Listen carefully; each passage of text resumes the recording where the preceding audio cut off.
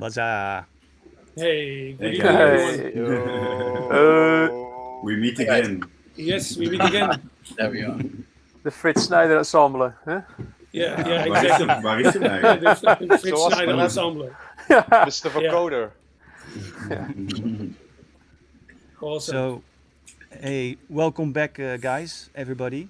And Thank you. it's so incredibly hot here. It's crazy.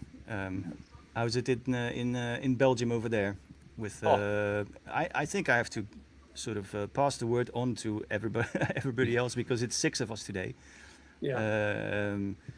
So this is basically the group that we did the Stay Home Sound System live stream with. The closing, the ending, and the mega jam, the 8.5 hours crazy marathon.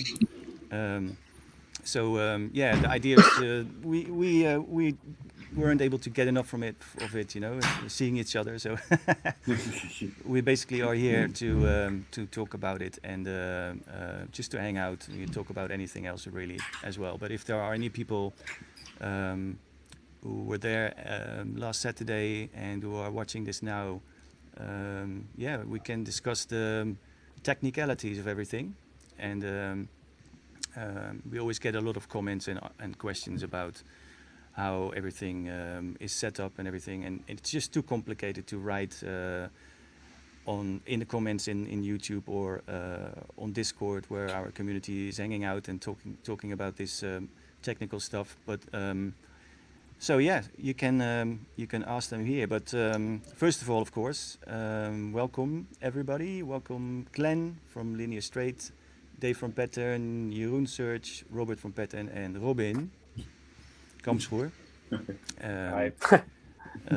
So yeah, let's go from, my view is from left top to the right bottom.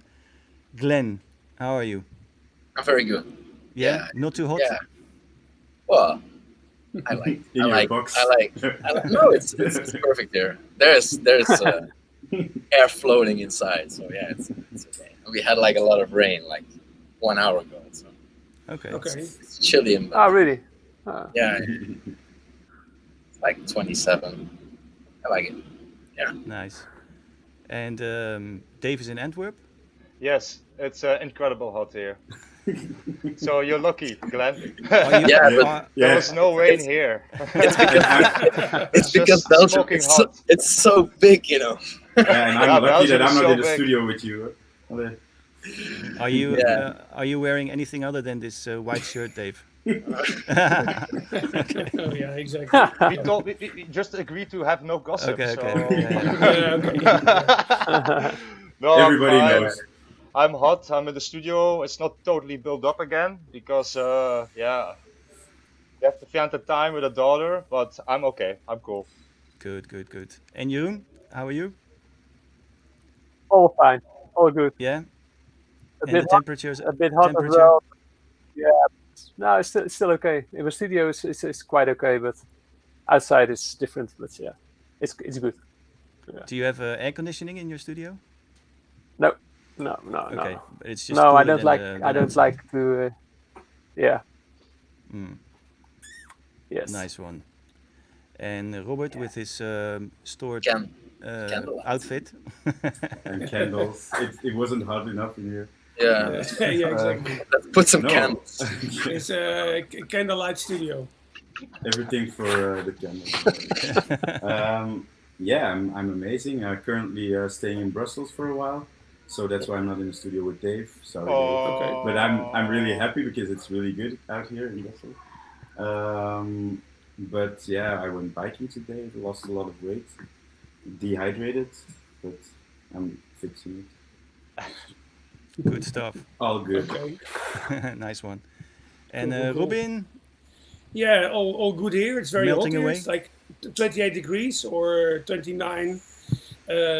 So I'm playing with the idea to start like a sauna in my living room.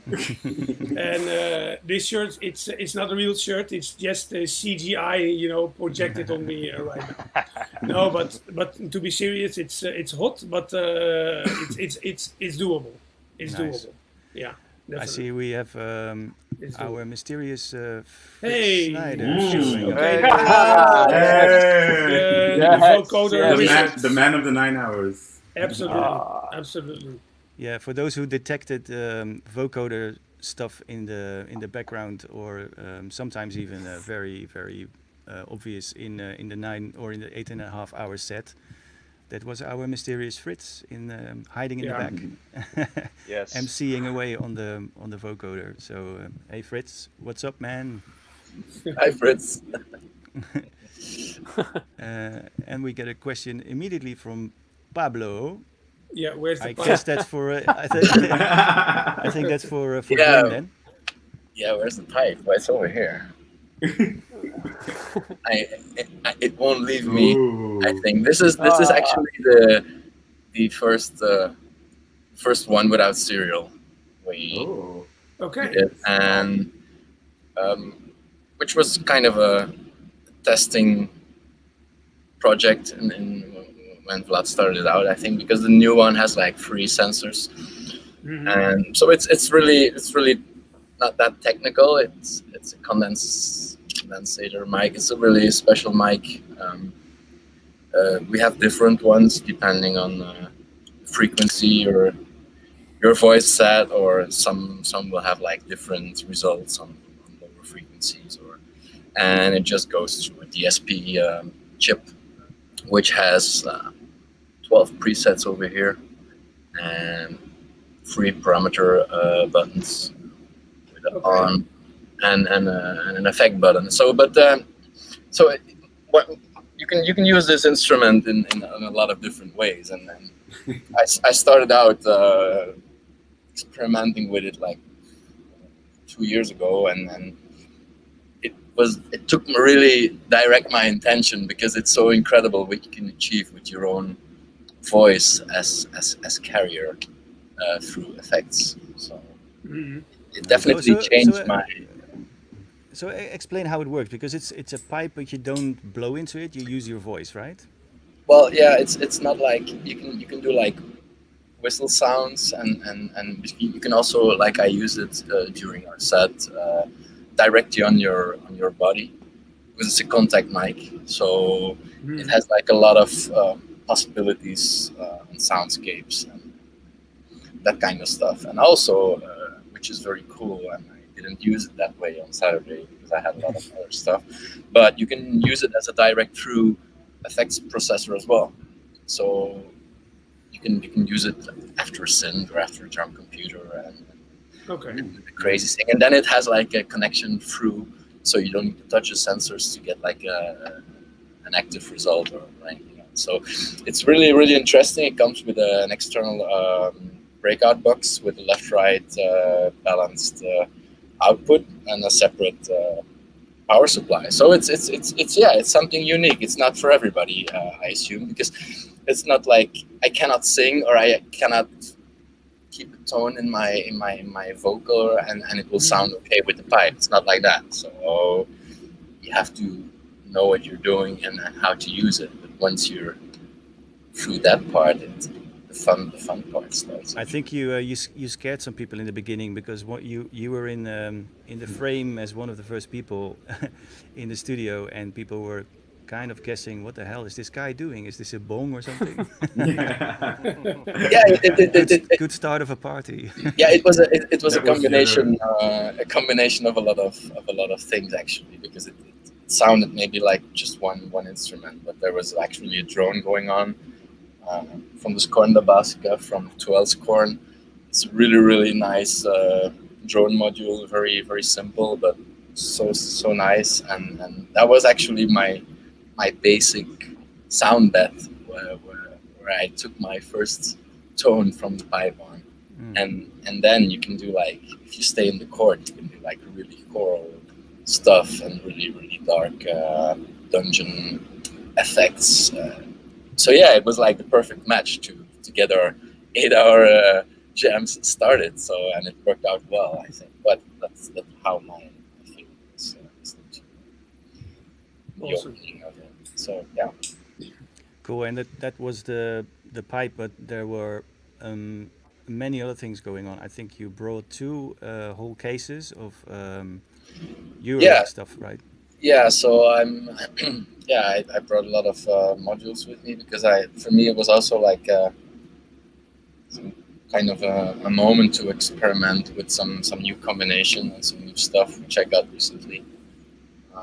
But like I said, I have in my cases I try to always build like one voice or one synth in like one row, and one of the 7 rows I brought with me this drone row, and you can do a lot of nice stuff and with a few modules, and that's what I did actually. The main time machine was my Pulsar, which allows me to do like external clocking from him. So he got like the clock from Jochem, straight MIDI clock, and from there I just patched over actually. The Pulsar 23 you're talking about, yeah. Yes. So that was actually my main running thing on my system, but I did send a lot of triggers to external modular gear. Euclidean patterns to keep like the patterns interesting, and it worked very well. I always try to work on some kind of chords based sound, which I normally generate with WMD, Architect, which comes with a triad expander, which allows me to do like 3 VCOs into a proper chord. Through some interesting filters, you get like very nice results. And like I said, with the Pulsar in the back running very strict in sync, and the pipe, you can. It's almost like heaven, you know. You can do like anything you want. You can do like rhythmic stuff. You can do like spacey stuff. You can do like... So and then Jeroen took in, and that's where the first baseline came into our set. And from there we had like immediately, and that's how it usually feels when I work with Jeroen. We had like a really direct and kind of a really groovy, really punchy bass sequence running, and from there it was like just one straight take. Don't stop. So cool. I think we'll come back to everybody's exact setup and how it was working with the other stuff from the other people who joined the gang and how everything came together. But let's switch to Dave from Pattern and see what the special things were that he brought, because or should I ask both of you, Robert and Dave, because I think you were both on different parts of the setup, right? So Dave was so we brought a Soundcraft mixer so we could divide our own channels a little bit, because it's very hard for 2 people at the same time at the same instrument. It's impossible. So I brought a drum computer, a Yomox, to have the 909 kick and also the hi-hats, but Robert has the 707 to fill it up a little bit and also have some percussion elements. Then I had synth, the Miyanoke XD, to put out leads, basses and space sounds. And then I had also like a special synth from how you call this firm, that's Dirty Electronics Mute Synth, which brings more like uncontrolled atmospheres and bleeps, and which is nice to run through a delay or through reverb. So you have like this atmospheric thing that goes in the back and creeps on. I really like that. Yes. And Robert, he also had the Z1. It's an instrument from Korg. Yeah. With a lot of mostly like own-made presets. Yes. It creates a very, very nice atmosphere and like a really freaky little sound that you don't hear it. No, you hear it when it's not there, you know. So yeah, so it's really on the background, creating little atmospheres, and that's the thing I do, because I'm not doing this as long as Dave is, and I'm just focusing on a few synths and a drum computer, just to do my thing with that and fill it up. And Dave is more like the kick and the percussions and a lot of very, very nice effects always. So that's our part in the pattern. Yes. Because we were two, it's like a symbiosis, you know. Like we also in the rehearsals, we try a lot of different things, and then we took it with us into the studio and tried that out, because still it's all live, it's improvisation, and yeah, that's a thing. So you did discuss roles in advance? Not really roles, but we know what our roles are. We know what we have about the machines. The machines also make the role. Yeah. You know. So I know he's doing the bigger part. I'm doing the background and the ambience and the soundscaping, just to fill the nice the tight gap that's not filled. Just fill it up, and then it's with percussion from the 707 that goes through the Arturia, because it's a very nice Sherman filter in it. So Steiner Parker. Steiner Parker, and so you can adjust your 707, which you can't do it on itself. You can adjust it with the filter and the envelope, and that's the nice filling up for the 707.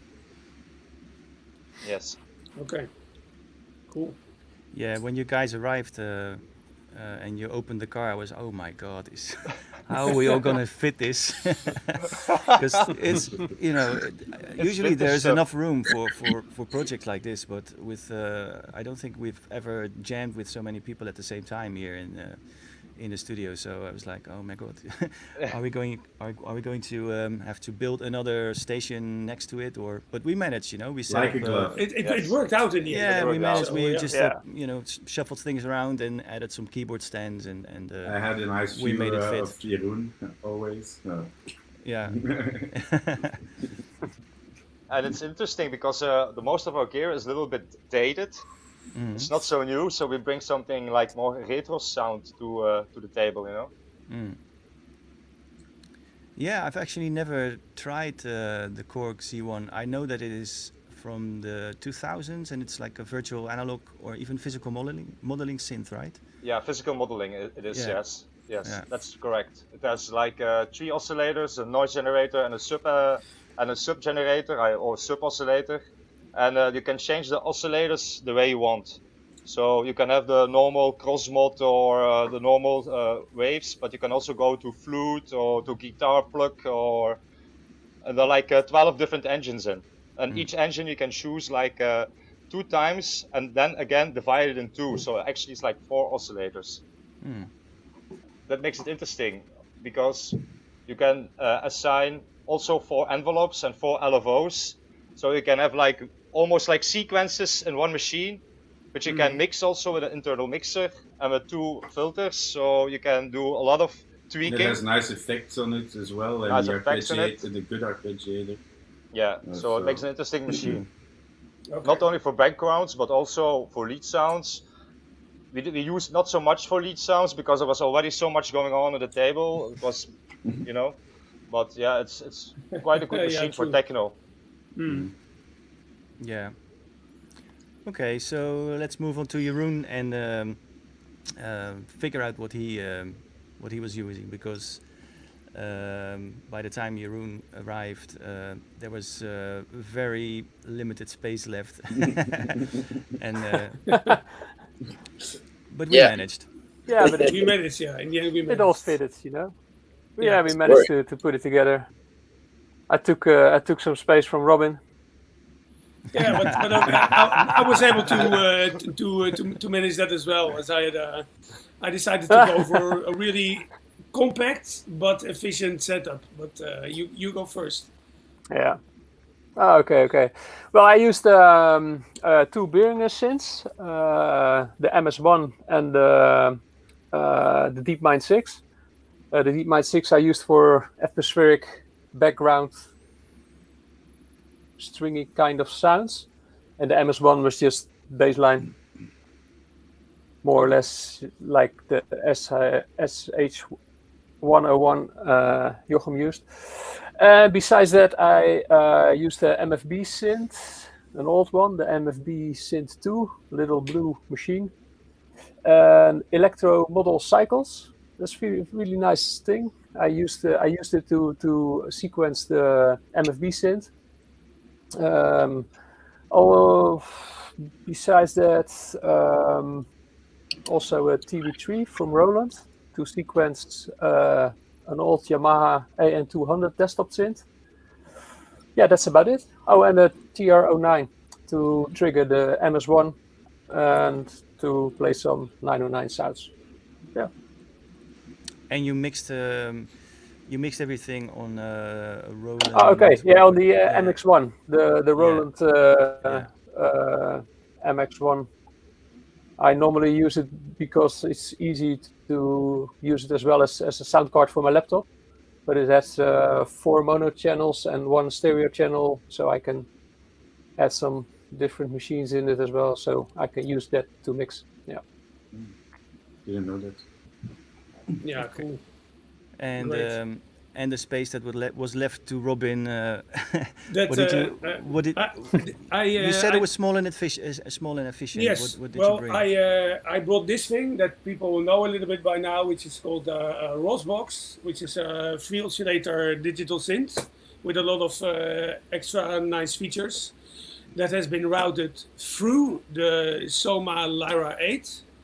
And the reason why I routed it through it is because the Lyra 8 has a great mod delay and distortion. So I was able to put a bit more life into the Rosbox.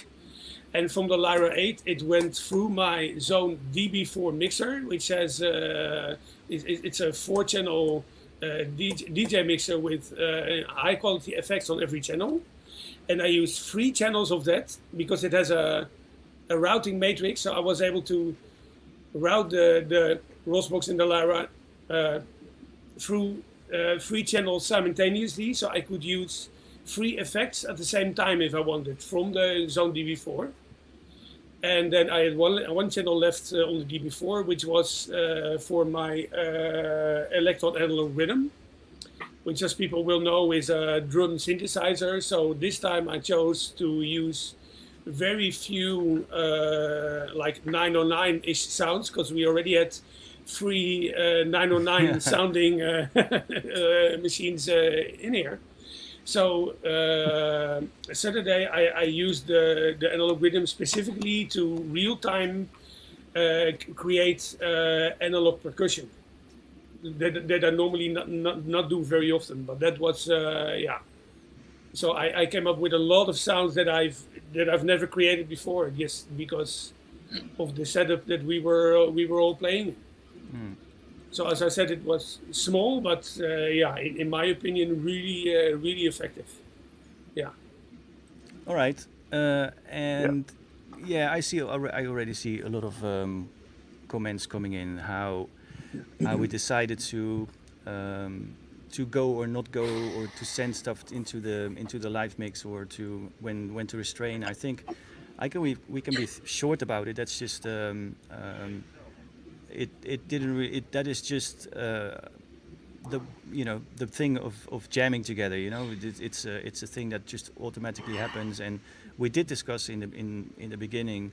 Okay, let's not all do everything at the same time, but just let people, one person start, and then slowly join it when you think you have something to add, and that kind of all went quite organically. So there was no real.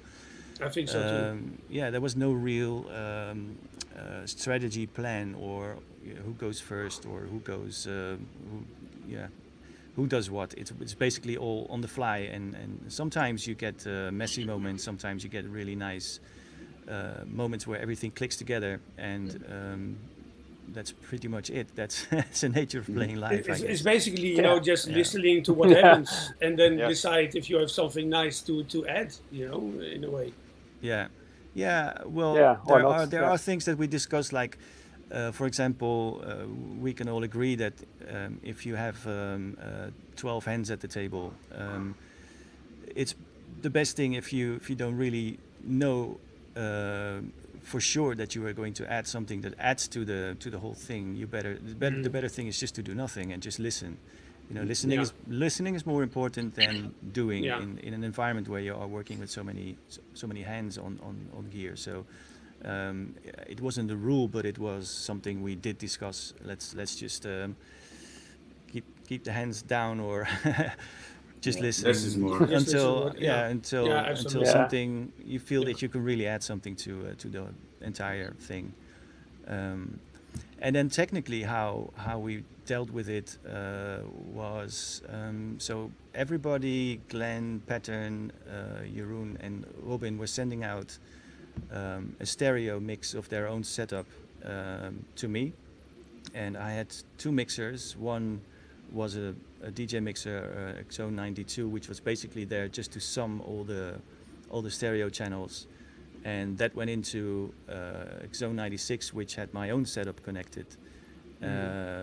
And so in emergency situations, I could still sort of intervene and EQ the stereo signals and make them blend a bit more nicely, or if necessary, take out the bass of one of them if there was too many things going on in the bass. So, but I never really did that in extreme settings. It was just basically to make everything sound a bit more compact and coherent. I did at some point take the liberty to low pass everyone. But it was so magic. It was so magic. And I was He was like controlling. He was like controlling everything. And I was basically just listening to all of you going for the first 2 hours, or first an hour and a half. And at some point I thought, okay, let's break in and see what I can do. But I mean, we had many such moments. There were also moments when we amazing. There were also moments where effectively one of us was just playing solo, and other people were maybe adding very, very little tiny bits to it, and just left the whole the whole sort of sound up to the person who was taking the lead. So that all went very naturally. Let me explain my setup then. It's still behind me. I had a TR909 and an SH101, which was triggered by the 909 rim shot. So I used the internal sequencer, which is just by far the fastest way to get something going in a live situation. And the 101 was going through an Eventide pitch factor, which I sometimes had on dry, and sometimes I wetted it with some pitch effects and delays and stuff. And then I had the 909 was going into an auto baum or boom, the warmer or slash I think it's called boom. That's a warmer compression distortion unit. And then I had a Korg mini Logue with triggered by an Arturia. Is it a key step? No, it's a beat step. Just to get some simple patterns going, and the output of the mini Logue went through a Steiner Parker filter, so I could do even more sort of sharp EQing, dub filtery type stuff there. And of course, the 909 stereo I was going through a Steiner Parker as well, a separate Steiner Parker filter before going into the boom. So that's another thing that I use to shape the sounds, because like Robin already said, there were lots of 909-ish type drum machines on the table, and so I thought, add some flavor to mine just to be able to get different frequencies going. And let me see. Yeah, that was it, and that was all going into the 9.6, where I also had a auto BIM. Is it delay? Is the BIM right, or is that the delay one? Yeah, which was on the send of the 9.2. So that basically was on the end mixer, so I could affect the whole mix with that at some points, and also use it on my individual channels. So yeah, that was basically, I think, the whole setup.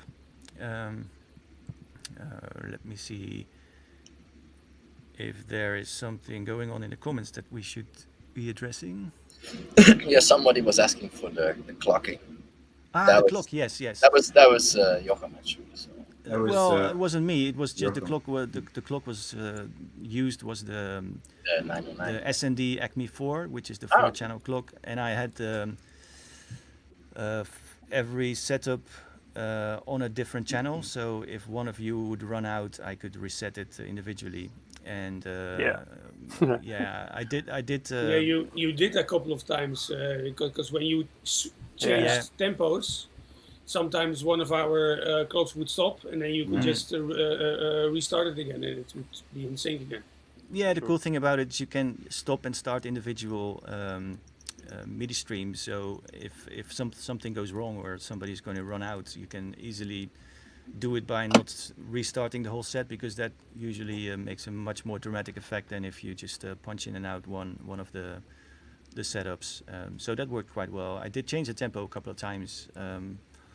I guess for you more or less unexpectedly, but we all went. Yeah, but that was fun. That was fun. That was absolutely fun. Really fun. Yeah. Oh yeah. There's another thing. Who brought that up in the comments? There was a speak and spell. Who brought the speak and spell? Yes, I have it here. It's my own modded speak and mod. Maybe you can see it. That feedback thing. Yeah, it's a feedback thing. It's a little bit unstable, but I modded it myself. Is that a little bit? Yeah, it's a bit unstable, yeah, but it gives it a nice texture. So again, for backgrounds, it's like this. A little bit much unstable, huh? Yeah, 2 times I believe in the whole set. In 8 hours, 2 times a little bit glitched. Savano, right? I was just joking. I never saw it. It was the first time I saw it. So. Yeah, but normally it's pretty stable and doesn't peak out so much, because the amplifier inside is not capable of peaking out so much. So maybe it was the weather. Yeah, maybe it was the weather. But brings nice textures to the whole finishing stuff. I like to do the background sounds. I'm really into that stuff, and this kind of machine without this textures that you don't expect, that makes like sense in techno or in ambient. So that's why I love it. That's why I build it. So is it me or do I hear reverb? Did that you was use a special it again? effect of the day. Did you use it again now? Yeah. It's playing. It's playing again. Yeah. It's glitching again. Exactly. Okay. Yeah, it's like this. This is like the live jam, you know. Sometimes people were shouting at me, "Where's that right symbol coming from?" Yeah. And then it was just a person who left the table and forgot to turn off the. I remember that. Yeah. I remember that too. That was me. Like. That was Jeroen. Yeah. That was funny. Sorry. Who has the bass drum? Yeah. Yeah, where's the bass drum? Who has the bass drum? Yeah. Yeah, the bass drum was not, or the bass in general was not always coming from from one person. That was also something that kind of naturally switched around with when people took the lead. So there was no bass drum regime or. Because we made sort of a deal that one of us would have like a smiley thing. Yeah, we never used it. didn't go never around. use it. Never. And Never. after that, no one ever saw it anymore. Yeah, we left it at the office. We left it at the office desk. You can keep it. You're in control. No, I saw another comment about it was Glenn playing Pulsar 23. Yeah, actually, I did, but because I still remember, Jochem, when you looked at me and you were like, "What is this kick like 1 octave lower?" I did.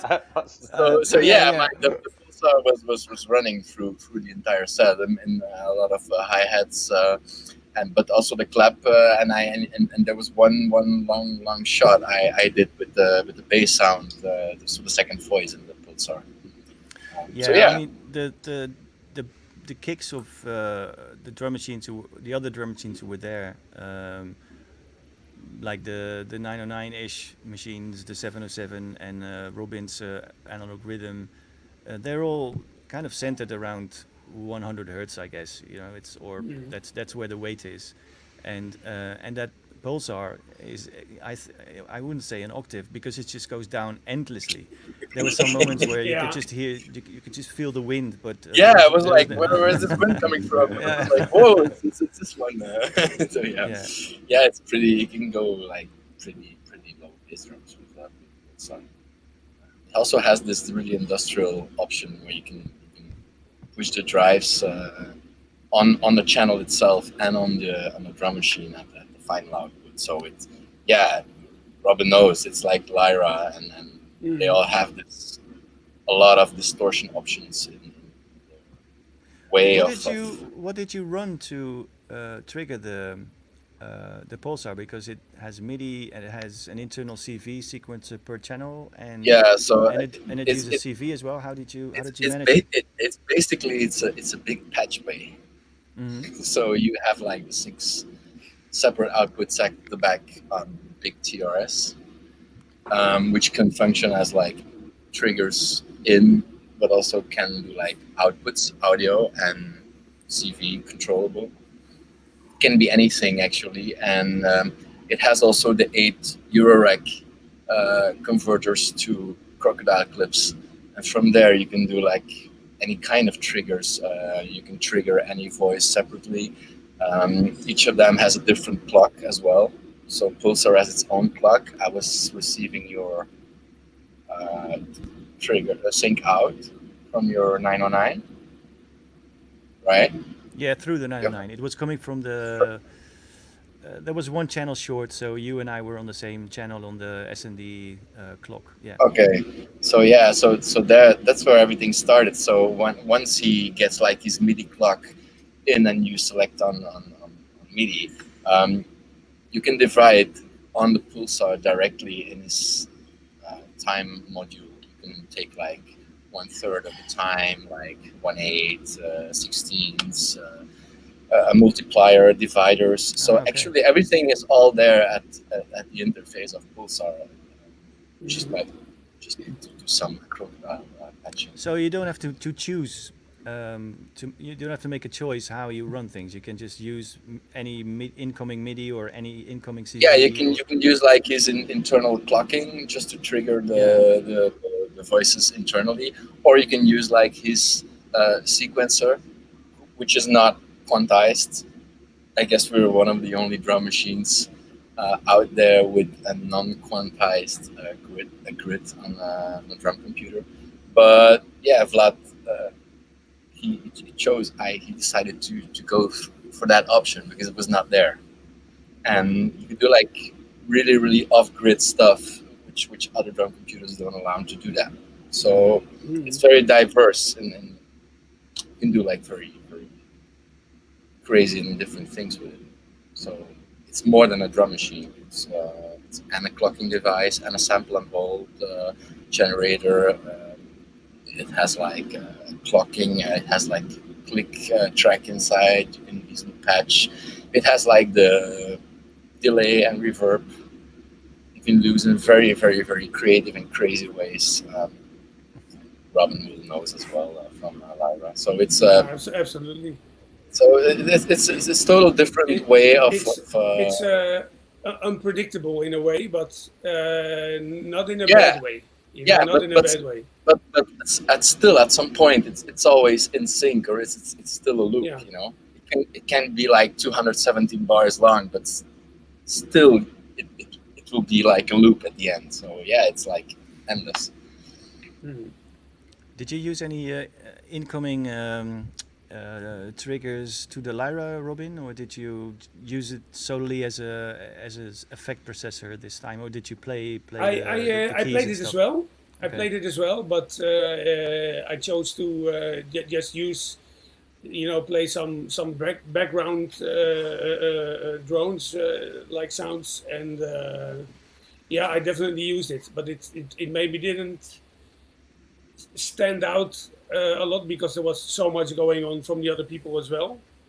But what I mainly used it for Saturday was to treat the sounds of the Rosbox, because it also does that in a great way. It really makes the like when I had a synth sound coming out of the ROS box and I ran it through the double delay in the Lyra, it really came alive in a way. Also, like that you had fluctuations in notes, that they would go higher or lower, stuff like that. Really interesting. Yeah.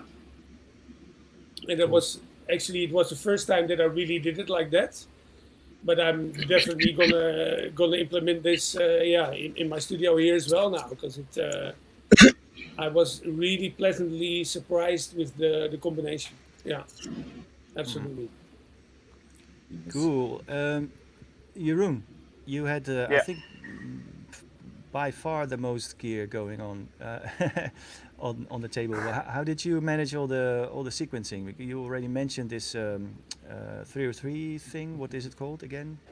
Yeah, the TB3 from Roland. Yeah, TB3. The small black. Yeah, it's just very easy to use as a sequencer. Very very fast, very small, so it's perfect for live, you know. And it's just you can sequence one channel.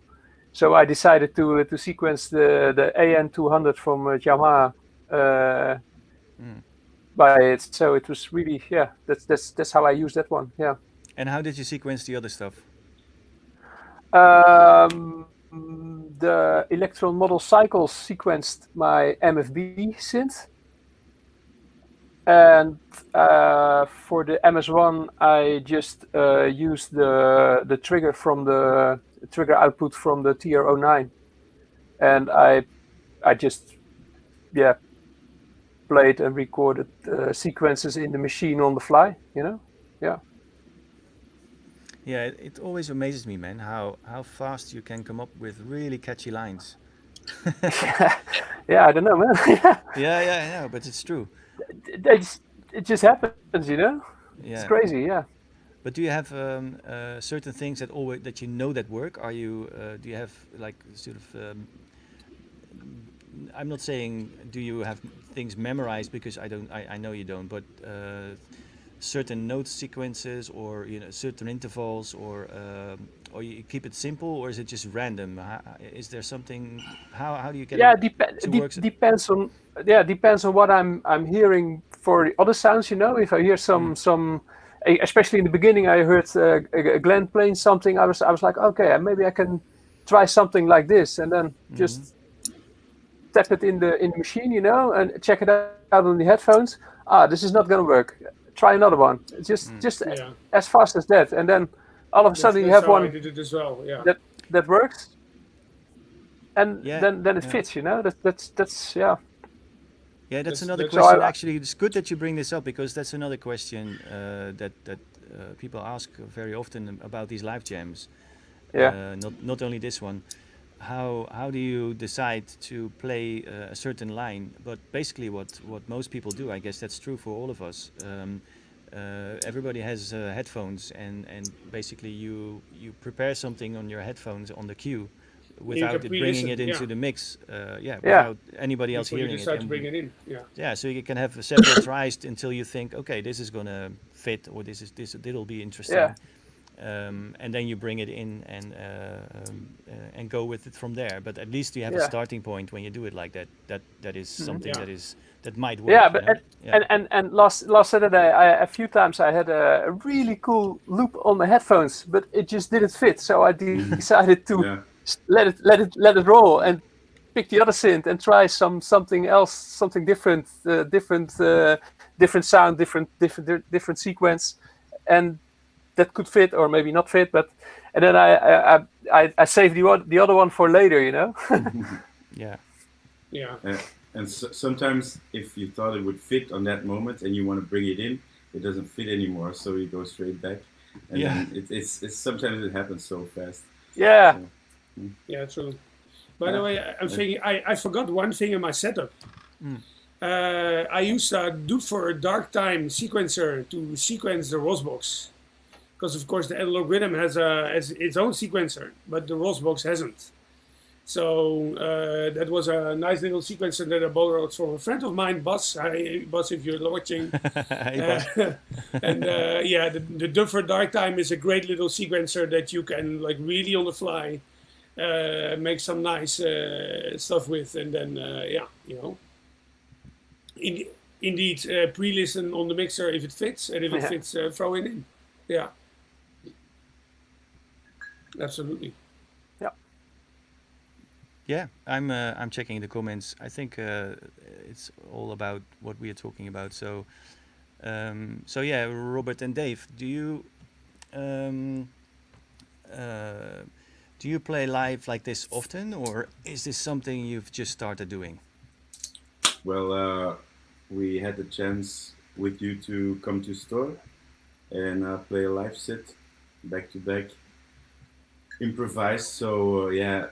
Like I had it a month before we were invited, and Dave has a lot of experience in the studio with live and stuff, but we just did a live set before that, so we had a little bit of feel of each other live. And then so it had to go quick. So this is our third live setup, but the third one in a row. So from the time you invited us, we just told each other like, yeah, we always have to play live. Okay, yeah. I knew that, but I mean, when you were in the studio, are you only sitting behind the computer then? You must do things live as well, right? Or do you never work that way in the studio? Normally we work a lot in the box. We do a lot of the box because it's, I don't know, it's easy in a kind of way. We have a good sound system, Genelec speakers, so we hear what's going on.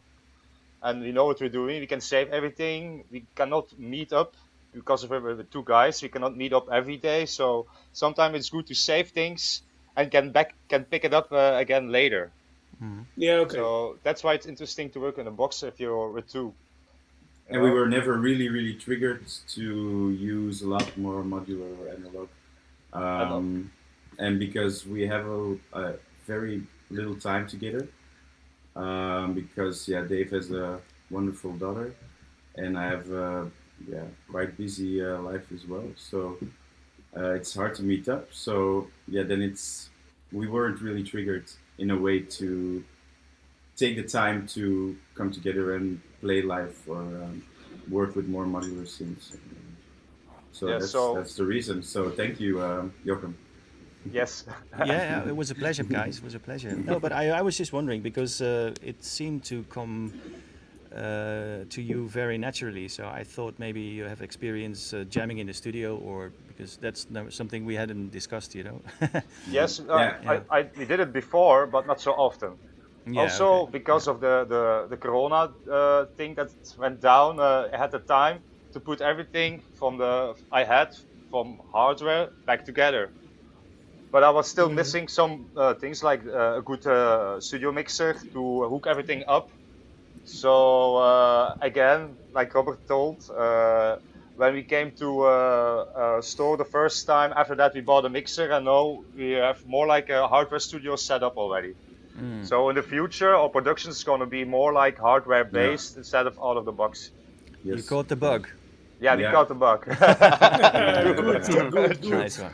But it's really nice to improvise with hardware. You know, for me, hardware has always been like outside of the box because I want to get like inspired by a synthesizer or with drum machines and take that inspiration back and put it into the computer to other use, and like get out of the frame of working in the box.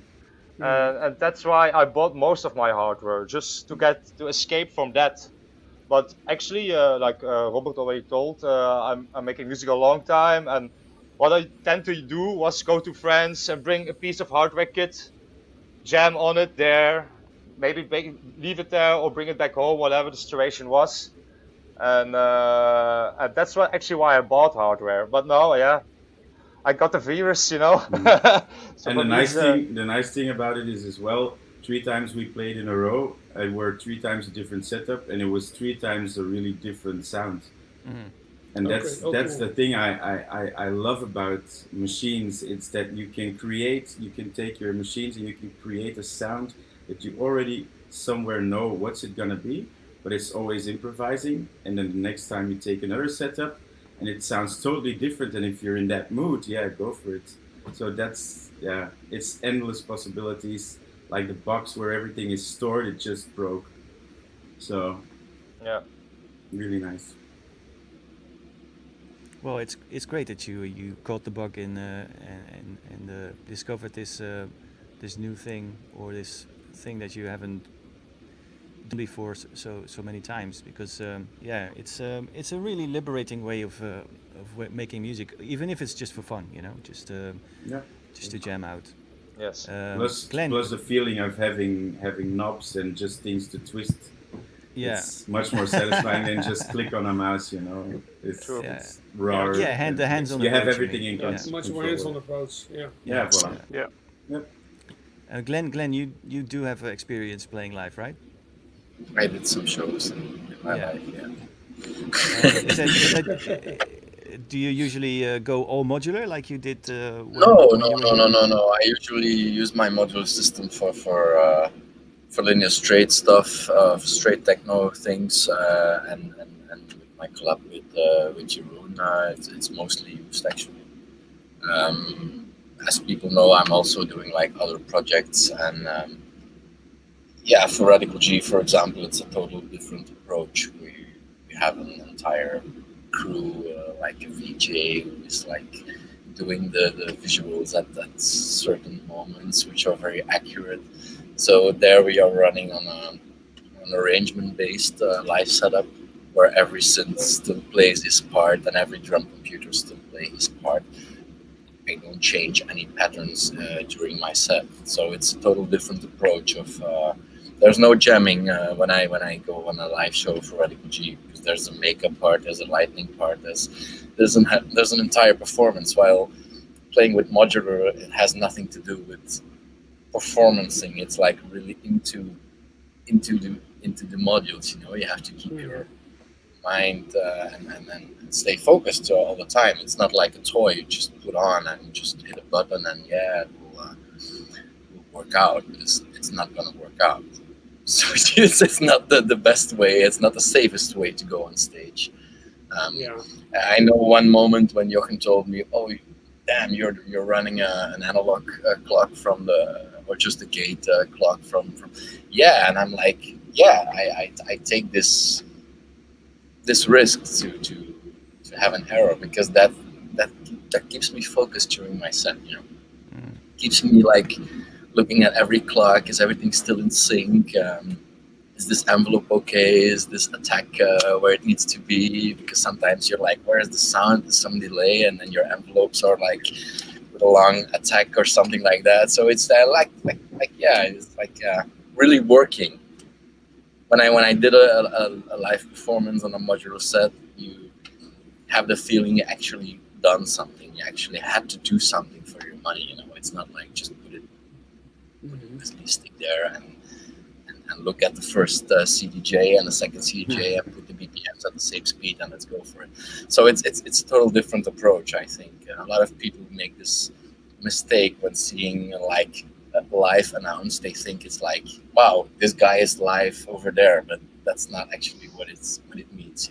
It's just like really doing the thing live there on the stage, on the spot, in real time. Yeah. So it's a risk. It's a risk, but I mean, it's doing a live show. I think should be dangerous. It should be dangerous in a creative way as well, because correct. That's the only way you can get this spontaneity across to people who are watching it. And even though many people wouldn't understand technically what's going on, you can still feel the tension of somebody improvising and taking directions in the music on the fly. That is something that is definitely coming across to any audience, I think. Yeah. So it's not a waste of carrying all this stuff around. There is definitely something special about doing it in such a risky way. Yeah, and also you have the control. Sorry to interrupt. You have the control. Like I can bring this BPM down, like Robin said. So you took everything down at a certain point. Yeah. So we were like running really slow, and then out of a sudden somebody like multiplied his bass drum. So he was actually running on the 132 again, while everybody was like in the the 60s somewhere floating around. So yeah, you can do like crazy things with like block dividers and different timings. Sorry, Robin, go ahead. No worries. What I wanted to say is that what I like about playing live is when you start to experiment while you're being on stage in the set and you have a crowd in front of you, and you start to experiment, and that you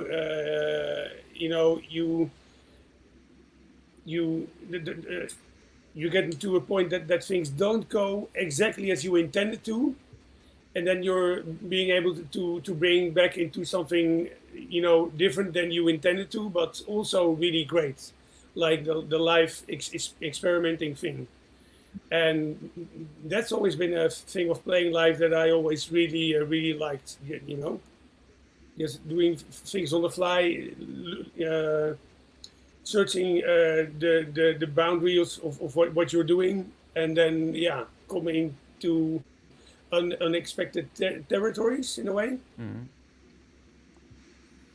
And then even if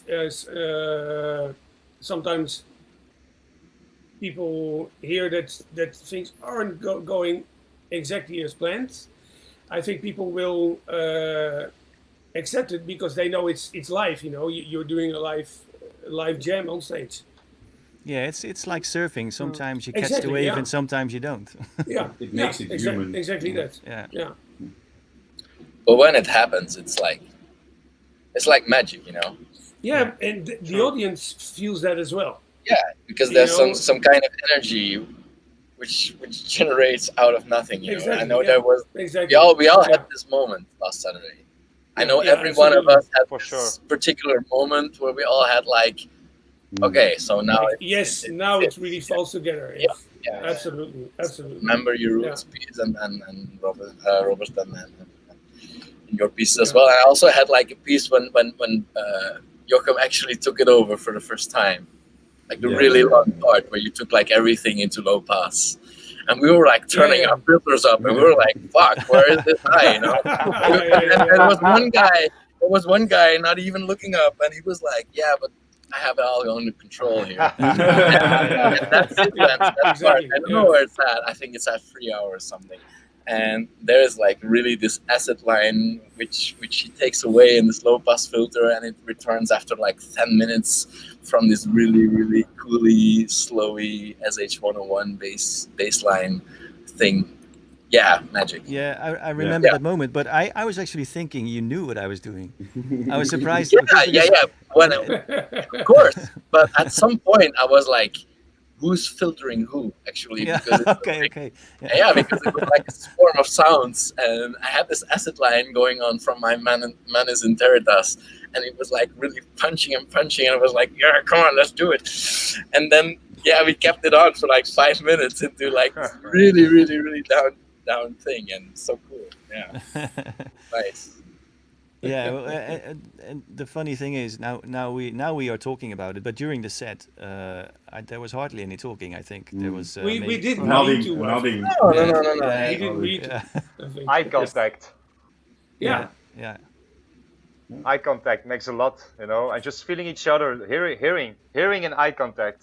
It makes you feel like part of one machine. It's an interesting thing playing with so much people together.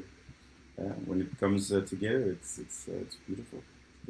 Yeah, absolutely. Femia, what's up, Femia? Hey, Femia. Hey, Femia. The question Femia asks is, was it hard to keep focus for almost 9 hours? Did anyone of you did a live session for an audience for so long before? Not so long, but as a light jockey, I'm used to work long hours, so I can keep a concentration for a long time. That's no problem. Yeah, you're away always for an hour. No, but I'm used to it to work long hours, long time in a club. Also, if I DJ, I like to play 4 hours, so it's different with this because it's a live setup. Setup, 9 hours is a long time, but we had the luck with 12 hands on the table. You can go and drink something and take 5 minutes off, so it was no problem. For me, the concentration part was not difficult at all.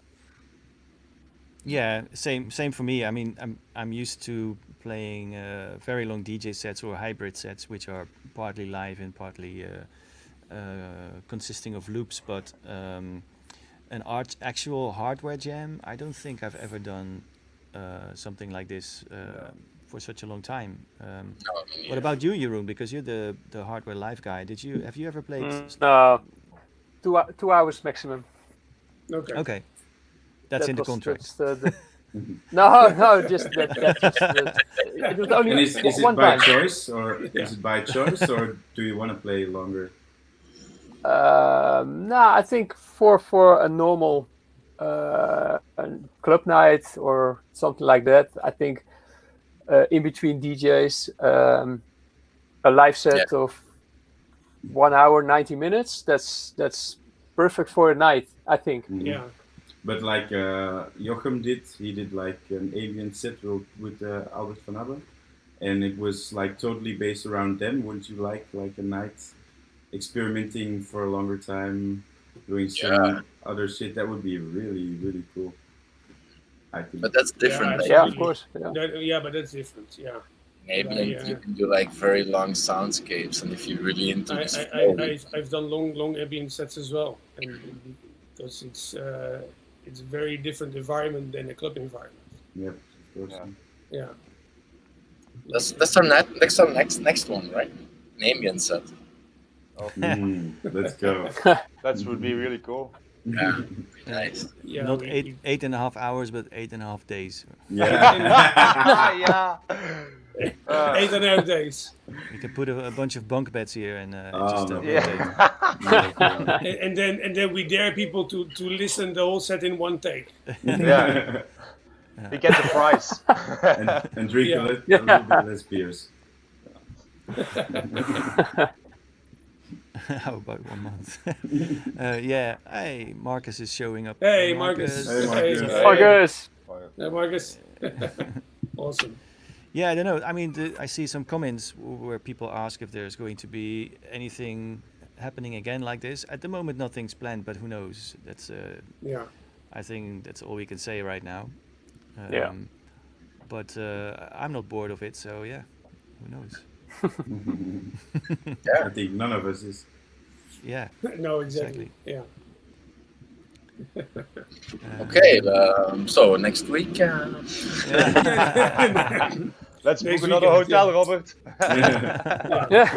What are you doing from Thursday till Tuesday? If I'm allowed to pass Antwerp, of course, I have to check. Yeah. Because we Belgians try to change the rules. Yeah. Fantastic. Okay. No, it's a great experience for sure. I mean, I've done many live sets in the past, and I have never played for this long before in a live setting. No. But it's Sander was so disappointed it wasn't till sunrise.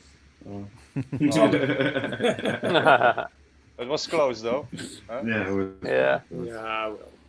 How did we decide to end it? I don't even remember that.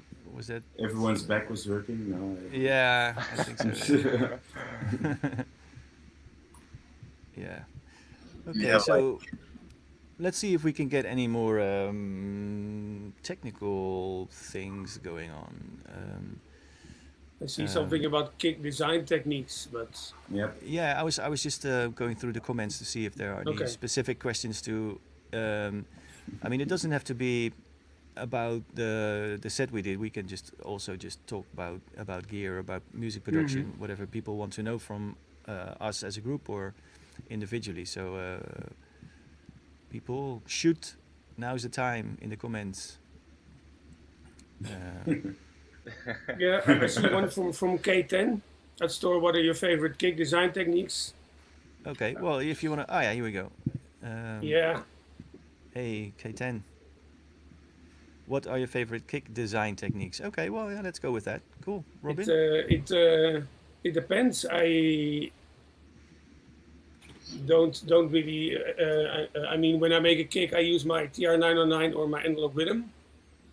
and I just grab a patch from there and start tweaking it in case of analog rhythm, then and start tweaking it until it's unrecognizable. And for the rest, I don't really have a lot of rocket science about creating kicks, except maybe the thing that most people do with a bit of EQing and compression and distortion where it's needed. But I don't know if any of you has some special techniques, whatever you want to. For me, it's totally different. So I was on a long search for a good kick, maybe like 10 years, and I tried a lot of sample packs and a lot of devices. And I never was happy with it.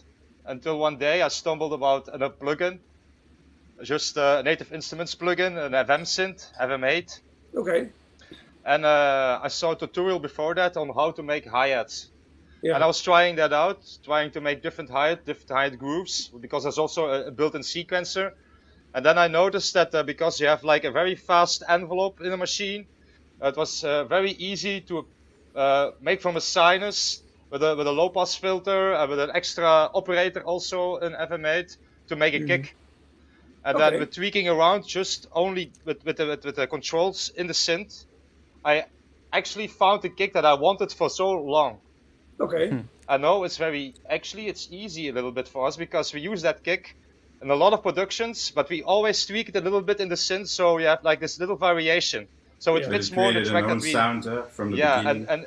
and it creates our own sound, creates a little bit our pattern sound. So you could say that kick from a software plug is actually a big part of our sound. Well, but it's great. If it works, it works, you know? Yeah, and absolutely. we don't use extra EQ on it, or compression, or distortion. It all comes from the box, it's very clean, but in the end, in the ensemble of the track, it sounds more like it has everything on it, the outboard gear, whatever, you know? It sounds big and like it should be, like we think it should sound in our tracks, of course. Yeah. So, but it's very, very basic, and I think for a kick, especially for a kick, don't use too much, I think. That's my opinion, you know? Also, in a production of a track, sometimes I see other guys, like, oh my god, they have like a zillion plugins if they work in the box, or I don't know, so much hardware, it's like too much. Yeah, I get what you mean. I think that's a good tip. Keep it simple, you know? Yeah. I don't spend very much time on kick drums at all, to be honest. I see a kick as just a tool. Not a tool. No. I see it as any other ingredient or any other sound in a kit or in your arsenal of sounds. So you know, a kick which on itself sounds really nice and big on your system might sound totally wrong in the context of a particular track that you're working on. Yeah. It needs you always have to tweak it. Yeah, it needs to sit well with the rest of the sounds, and sometimes that means you have to really give it some attention and to roll some high or maybe roll of some lows and to make it sit better in the mix, or sometimes you have to overdo it and make the kick like a big feature in the track if that's what it needs. And other times it's just there from early on. It depends on the track. It's part of a kit, so it should also be the texture should be either contrasting or going together very well with the rest of the sounds. You can choose to make your kick some sort of thing sort of in the bottom doing like a thump, or you can have it like a dang, you know, in your like face. in your face, and everything in between is possible, and whatever fits the job, I think is the best way to go about it, instead of trying to overproduce it and focus too much on it, because just make it fit, you know. That's my approach, and usually it comes from very simple sources. I saw a comment from where is it? It disappeared already. Layered kick sounds from Synchrotron. I never layer kick sounds. I'm too lazy. No. Too lazy for that. If a layer a kick, it's from a TR-909 sample that I made myself, that I loaded in my analog rhythm. So I have my own created TR909 sample, which I maybe layer with a kick sound from the analog rhythm to give it a little bit more character. But it's not necessary that I do that often or whatever. What about you, Jeroen? Are you a Not kick at all. layer? No, not at all. Just Like five layers, every track, 5 layers. 6, 7. No. I in all those years I only use a TR909 for the kick. Yeah. Always. Sounds great. Can imagine that. And just straight from the machine into the mixer, no compression, just EQing, and try to do a proper mix on the table. Exactly. Yeah. Yes. So Yes. then it sounds powerful or not. Depends on what you need. But I don't layer kicks or stuff like that. I don't know. No, never. And you, Glenn?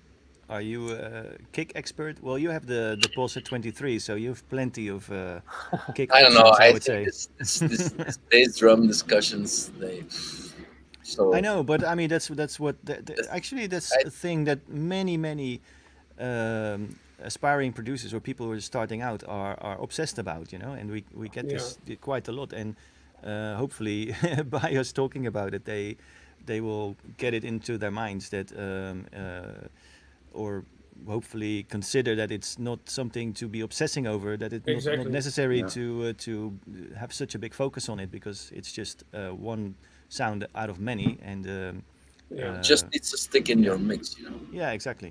But when it's there, it does its job. It's like Jeroen said. I think he's one of the producers who's like going into the really basics of a kind of sound, bass drum. Because he, like he says, he's going straight into a mixer without compression, and just leave a 909 doing his job where he's made to do for.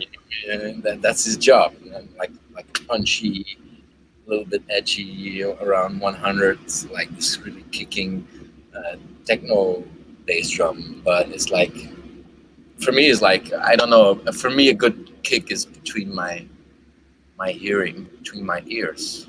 I think I need to hear my bass drum. I still remember. I come from this period where we didn't have like any plugins or any visualization of the bass drum. We were like using a 909 into a Mackie mixer, a 32.8, like we all had. Yeah, same here. Yeah, and 909 for Mackie, and that's it. The first thing I did when this kick came into this mixer was like turning the gain up, because I wanted to see some red action, you know.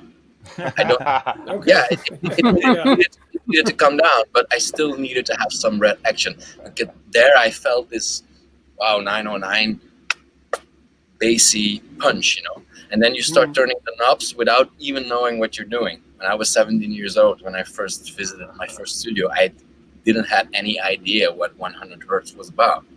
I just turned around and it was like, wow, this sounds really good. Let's take it. We didn't spend that much time on a bass drum back then.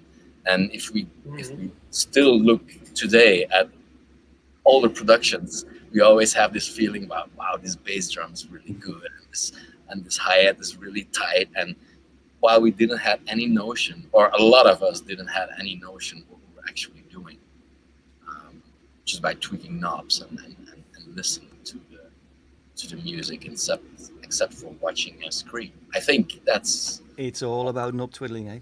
Yeah, absolutely. I'm going to the bathroom. Sorry. Yeah, okay. Good luck. I see some. This is an interesting from Jonathan.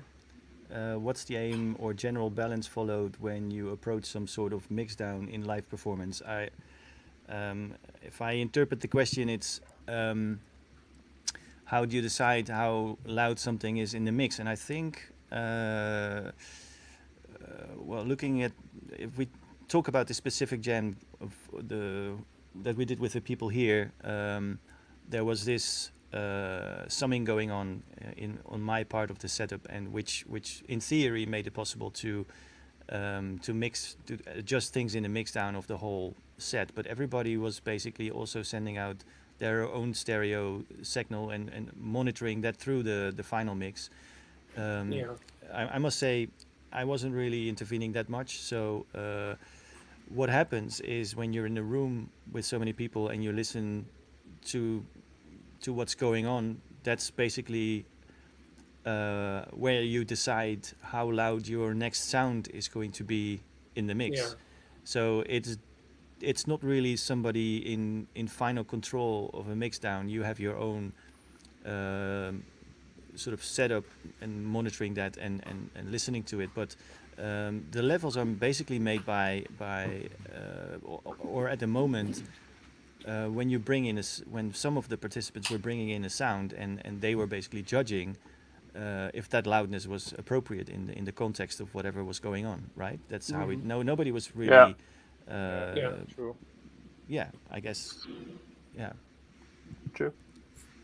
Just feeling it, you know. It was oftentimes it was like a lead was going and the lead goes away, and then maybe you have something ready and you just put it in until it's the right volume. Yeah, exactly. Yeah.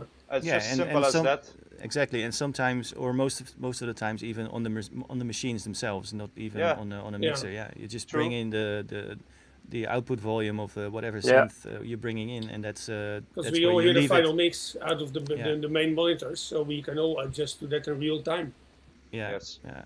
And then there's of course also the issue of sounds that are becoming louder when the filters are tweaked, or louder or less loud or whatever, and that's also something you basically just deal with it on the fly. So when you think, oh shit, my bass is going so low now, I can't hear it, so you turn it up, or your whatever percussion sound is becoming too harsh, and when that happens you turn it down. So it's all just basically you're judging everything in the moment on the fly, and that's how it's dealt with. It's not really something you talk about or prepare for, it's just something that happens on the fly. Yes, that's the magic of it, I think. Yeah, absolutely. Just letting it happen. Everybody got a chance to say something with the lead, you know. The thing is, I never felt like I was hearing what was all happening. It's only when you hear your set after, you're like, whoa, did this happen? You're just so into it. Yeah, it's you're just so into your sound and making you're in the moment. Yeah, and afterwards I always listen to a set of me or of us or a streaming right after, and I didn't do it now, so I had a lot of time to let it go. So the day after I listened to it completely, and I was like, what happened in there? It was I didn't recognize a lot of things we did because you're so trying to fit something in. You're not listening to the whole thing actively, like just on that moment, and not remembering it. It was a lot to remember. Yeah.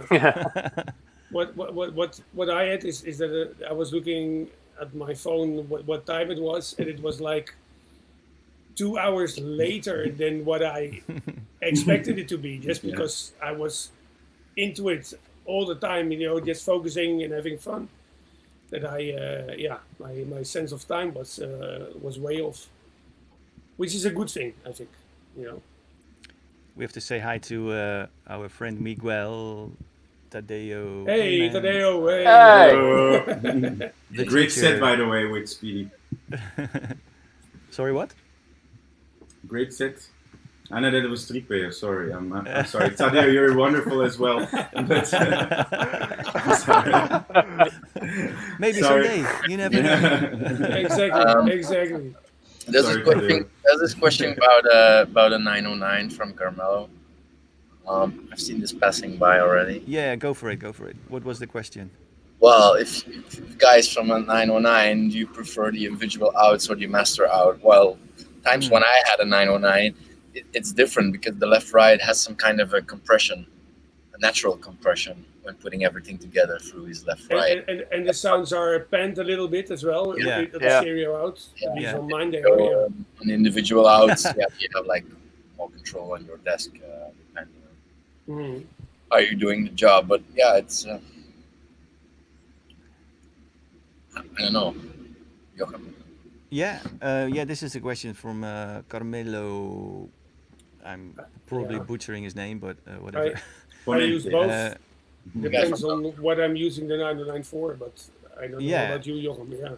No, it's of course it's always different. For studio productions, it's obviously fun to split over everything out, so you have more control over the individual sounds. But for live, that is a lot to keep in control. So usually for live, I separate the kick, which I did on the live side on Saturday as well. Because on the stereo mix, the kick usually appears very low, and if you EQ everything from on the stereo out, then the rest sounds a bit out of balance. So I ran the kick through its own separate channel to be able just to shape it a bit better, because like I said, a kick always should fit in the context of whatever is going on, so that gave me a bit more control over how to shape the kick for certain situations. But the rest of the 909 was just stereo out. No, even mono out. I just used the mono out, but that was going into a Steiner Parker filter into the Auto Boom, which together is a very, very potent combo. Because you can do compression and warming and filtering, and make it sound actually sound very much unlike a 909. Even there's no pitching going on. There were some parts where I used the rim shot as a tom, or toms as very high percussion, because all the lows were filtered out and it was just some ticking sound or whatever. So it's for live, it's probably better just to not split out too many things, unless it's your only instrument. But for studio productions, it's actually quite fun to use an 808 or a 909 or any drum machine, whatever drum machine, and just split out all the channels and do different things on different channels, different effects chains.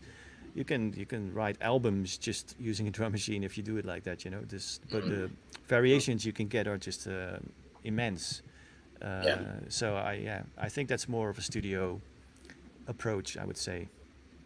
But a 909 is always in the discussion. It's such a we keep talking. Did you guys see this? No, what's that? Is that one sound? This is a 909 bass drum. It's a Just Von Ross clone, and it's like 99.9%, and it has like this extra drive, and it has this extra pitch decay here. So you can do like even more than a classic 909. So it's definitely the basic of a lot of things we know today, but you can take it even a step further. So it's really interesting. You can. There's a lot of modifications, and also the machines that were kind of inspired on the 909, and the whole 909 or 808 kits that are appearing in loads of other drum machines. They give you endless tweaking possibilities, but just a pure original machines, they are so pure and so simple in a way that they come to life with external processing, and they can be modified, or the sound can be modified to beyond recognition. So it's just a very they're just very simple but very potent machines. All the frequencies are represented. Programming inside the machines is also very much fun, because there's a special spankiness to the machines if you use the internal sequencers, because of the accents and the levels of programming. There is some kind of feel to them, I guess. I mean, you always hear people talking about it, but it's true. It's more funky than just hitting MIDI notes and or drawing it out in a DAW or something. So yeah. What about you, Jeroen? Did you do you program the 909 inside the machine, or are you triggering it by MIDI? If I have a machine with an internal sequencer, I always use the internal sequencer. I Right. love programming the machine itself. You know, I'm not like I don't want to watch a screen. I want to watch the machines. You know, so I always try to program, the machine itself. Yeah.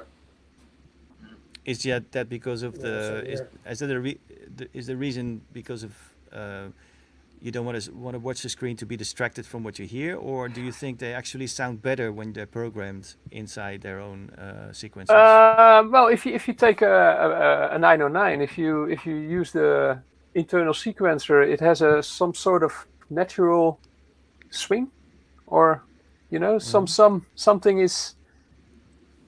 You can feel it if especially when the TR909 is your master clock. There is something different in a track going on than when you sequence it through Ableton or through something else. At least in my opinion. But there's a certain swing in the 909 that you can.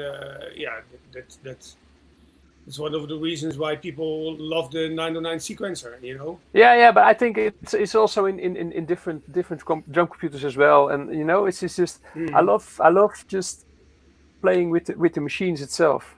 Mm-hmm. Yeah. Just because it's easy, it's fast, and I'm not also that good with computers, so that could be a point as well. But I hear you. Fair enough. Wow. Yeah, No, it's I prefer internal sequencing. Yeah. Yeah. Well, it is definitely a different way of making music, because it's not linear. It's you start with one pattern, and then sometimes you just use the individual sliders on or knobs to change the volume in real time, and other times you just copy patterns and make variations, and that's a whole different approach than having one loop going in a DAW and then just decide that you need a break after 32 bars. When you have these patterns going on, which are programmed to be following up on each other or make variations of the main theme or whatever, then you basically can recall them on the fly and even control certain things on the fly in terms of sound design.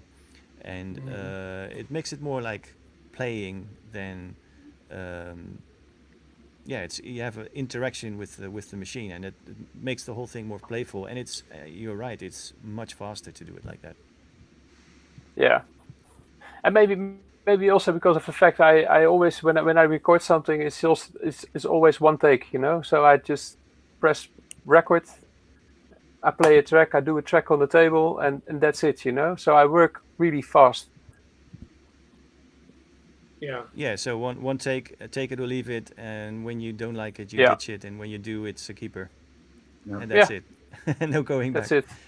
Yeah. No. And you don't even multi-track your stuff then. No. Left, right. No. No, but I think that could be seen as a multi-track theoretically. Yes. It's more than one. Yeah. You see, you're multi. I think that's really cool, and that's what I'm trying to do also now. Just no multi-tracking. Just do one track, hit it out, and that's it. Well, I'm actually considering doing multi-track now, because Okay. Yeah. I need to learn something new, Yeah, because I came out of the box now. The one track only thing deal is cool, I think, Yeah.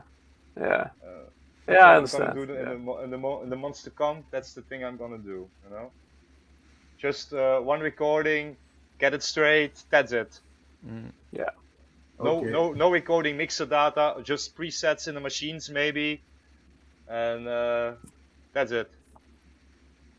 Yeah, but then you should record also the sounds individually. The separate sounds, just small parts, so you can use it in live sets. I never did that before, so all of my entire back catalog of music I cannot perform live because I just don't have loops. So that's a limit, you know.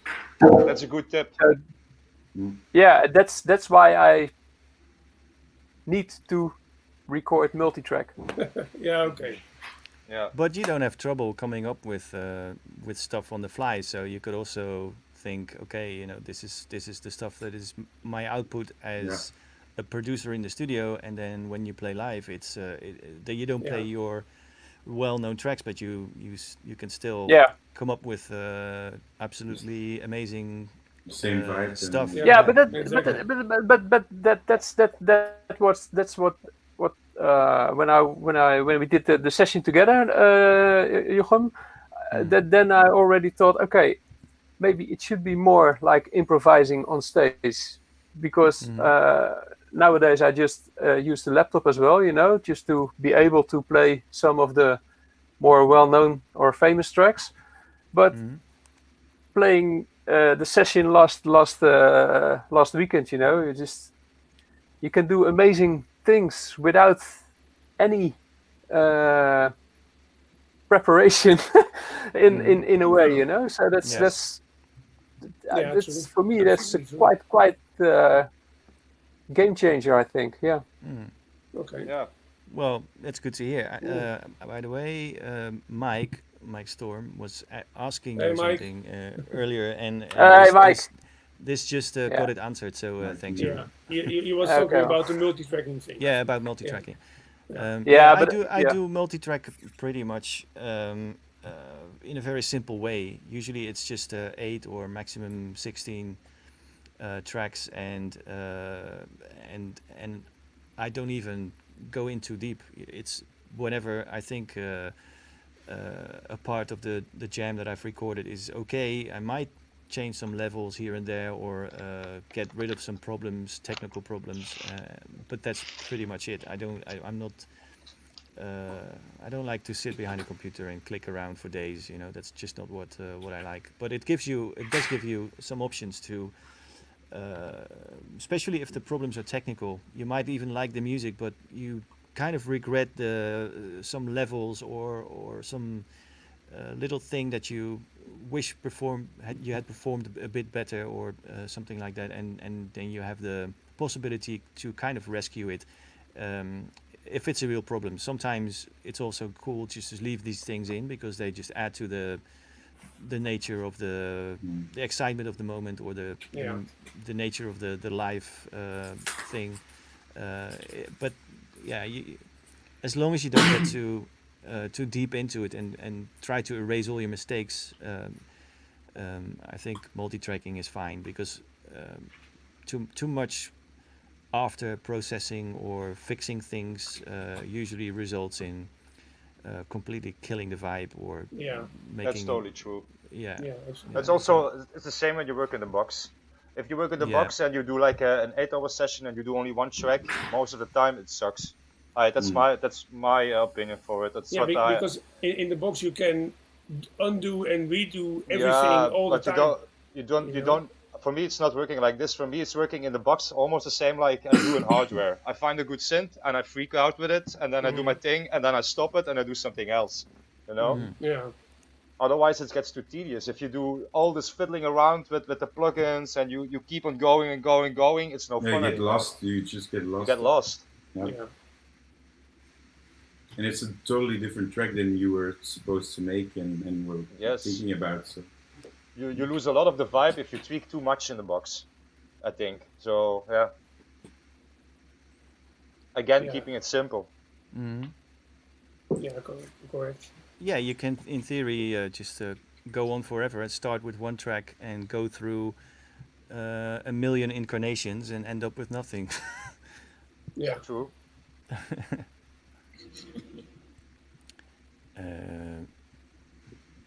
So, let's see if there's anybody in the comments. Yeah. I thought it was a joke, but we discussed. I have to scroll back to this because it's already a while ago. Okay. But we discussed the kick obsession. But I kind of caught some people who wanted to have the same discussion about hi-hats and snares. I see a snare porn is real. Yeah, Okay. yeah, but Okay. I thought it was maybe a joke, but anybody has any ideas or things or maybe secrets to create hi-hats which are not from hi-hats machines or from drum machines? Use noise. Use Yeah. noise with a short envelope. So you make a hi-hat, tweak it with a filter and resonance. Maybe do an effect on it, so a gate, a Reverse reverb it gate. sometimes. Reverse it, pitch it. Even a sinus, pitch it high up, do an effect over it, make a hi-hat out of it. Yeah. Record things with your microphone. Record this So with there the we go, microphone, there is- voila. Yeah. It is a valid question. Yeah. That's And for an techno, important don't one. use too Buy, much buy a names. pipe. Buy a pipe. Buy a pipe. Or Hey, smoke a pipe. Yeah. why didn't I pipe on your pipe last time? Well, there you go. We couldn't. Sometimes sample, Yeah. Yeah. you know. I don't know. Many ways For the to create drums and percussion. I mean, Saturday I made a lot of percussion in my Ross box. That I think people were, if people were thinking like, hey, the percussion must be the analog rhythm. I did a lot of percussion out of the Ross box, which is actually a synth, but somehow it worked out. So yeah, just by the experimentation. Z1 is also very nice for that. Yeah, exactly. Yeah, I was gonna say I'm always more thinking about the spectrum of the whole sound. So something which is not a hi-hat could act as a hi-hat because it sits in the same spectrum. In the same spectrum, yeah. Yeah. Yes. So and that's true for everything really. I mean, it's true for bass drums. It's true for snares. As long as it has a function in that range that where the snare or hi-hat is usually doing something or acting in the track. I go without any hi-hat producing machines in many tracks. There are so many things that I've recorded which don't have actual hi-hats or actual kicks. It's just something that does Because they're the supposed job to be in there, the maybe, range or that it something. But they behave like a hi-hat. Would you say Yeah. it's a hi-hat if it's not a hi-hat? I don't know. What about you, Jeroen? I know what you're gonna say. I always use the 909. Is that True? Yeah. True. Yeah. Without anything. Without anything. Unanimously. Yeah. True. Fantastic. No, but seriously, you have other stuff, right? That does hi-hats. Yeah, or yeah. not? I have other stuff. I have other drum machines, but I just it's my favorite. The TR909 is just a favorite. I love the sounds, and for me personally, when I do the music, it feels good to use it. So I don't need other sounds, and still be creative myself. So I just use a 909. Yeah, but that's fine, I fits think. you. Yeah, exactly. Hello, Rose. If it fits what you're looking for, etc., then it's fine, Yeah. Yeah. Yeah, microtonic. Somebody's mentioning Stefan Gervais. Hello, Stefan. Mentions the microtonic. That's actually a really, really nice Yeah, I know it. plugin to create drum sounds. It's very, very Okay. versatile. Yeah. Yes. Have you tried it, Dave? Yeah, I tried a long time.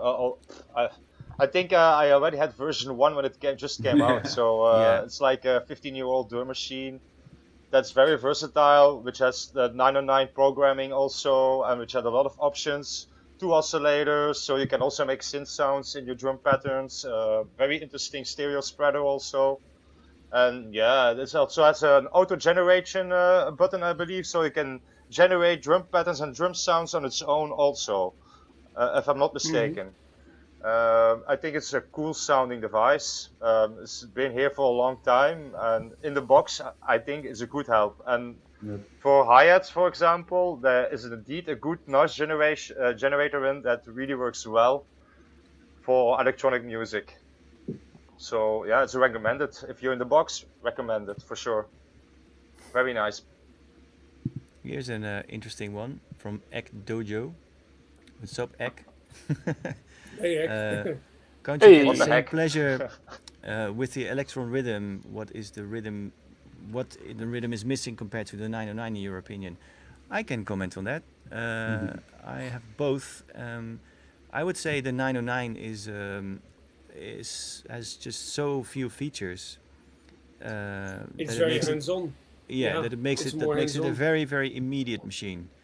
You Every basically feature just have counts. yeah, exactly.